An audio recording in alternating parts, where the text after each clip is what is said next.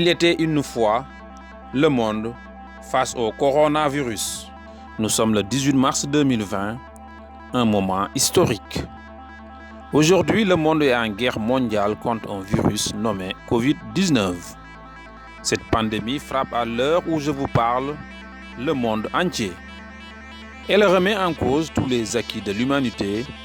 À l'heure où je vous parle, dans beaucoup de pays du monde, pour ne pas dire dans le monde entier, les populations sont confinées chez elles. Elles ne peuvent presque plus sortir pour aller au travail. À l'heure où je vous parle, toutes les écoles, les universités, les restaurants, les cafés, les bars sont fermés.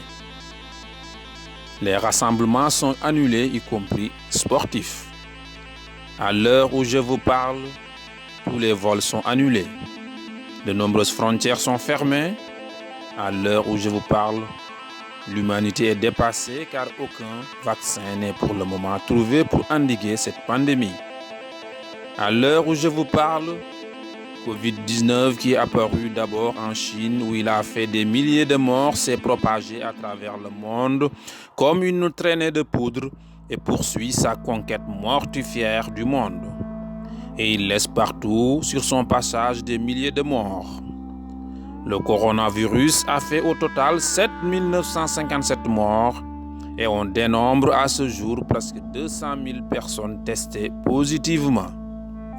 En guise d'exemple, mardi 17 mars, le bilan est le suivant.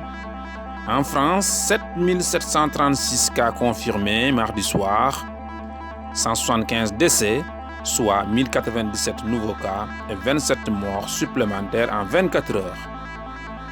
L'Italie a dépassé la barre des 2500 morts à ce jour, 2506 décès très exactement. En Espagne, au total, on dénombre 13 717 personnes testées positivement au Covid-19 et 558 morts. En Chine, on note 81 086 personnes contaminées et 3 122 morts en 2 mois. Et le reste du monde vit également la même tragédie à l'heure où je vous parle. Et chaque soir, les pays, l'Organisation mondiale de la santé met à jour le bilan qui ne cesse de s'aggraver. C'est vous dire la gravité du moment que nous vivons. Mais l'humanité a déjà vécu de nombreuses tragédies et si à l'heure actuelle les progrès scientifiques et techniques n'ont pas encore permis de trouver un vaccin contre Covid-19, les mesures draconiennes prises par les États semblent à l'heure où je vous parle être les seules solutions. Le lavage des mains, le confinement, la fermeture des frontières, le respect de la distance de sécurité sont entre autres des préconisations pour limiter la propagation fulgurante de ce virus.